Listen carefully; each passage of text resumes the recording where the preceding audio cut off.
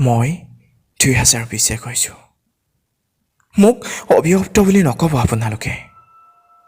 মই অভিশপ্ত নহয়। মিছা কলংকৰ দাগ মোৰ দেহত নাহানিব আপোনালোকে। আচলতে অভিশপ্ত আপোনালোক, মই নহয়। আপোনালোকৰ ভুলৰ বাবেইতো আজি পৃথিৱীলৈ নামি আহিছে ঘোৰ অন্ধকাৰ। আপোনালোক জীৱশ্ৰেষ্ঠ মানৱ জাতি। আপোনালোকেই জানো ধ্বংস কৰা নাই প্ৰকৃতিক।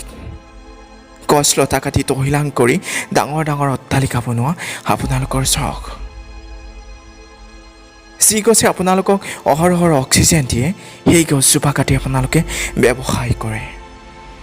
পাহাৰ পৰ্বতবোৰ ফোপোলা কৰি তেল কয়লা আৰু যে কত কি বাহিৰ কৰে আপোনালোকে।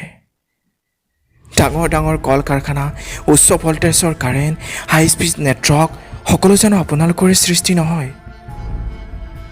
আপোনালোকে এবাৰ অনুমান কৰেনে সেইবোৰে প্ৰকৃতি কিমান ক্ষতি কৰে?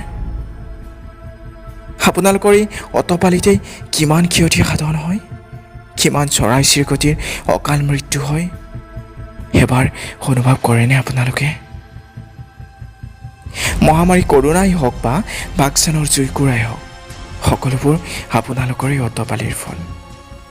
আৰু দুখ দিছে আপোনালোকে মোক। অভিশপ্ত 2020।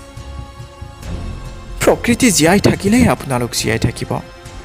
প্ৰকৃতি বিনষ্ট কৰি আপোনালোকে জীয়াই থাকিব বিচাৰে, এয়া সম্ভৱ। হয়তো ভৱিষ্যতলৈ ইয়াতকৈও বেয়া দিন আহিব। সময় থাকোঁতে আপোনালোক শুধৰণীয়। আৰু মিছাতে মোক অভিশপ্ত বুলি কলংকিত নকৰিব। অভিশপ্ত মই নহয়, অভিশপ্ত আপোনালোক।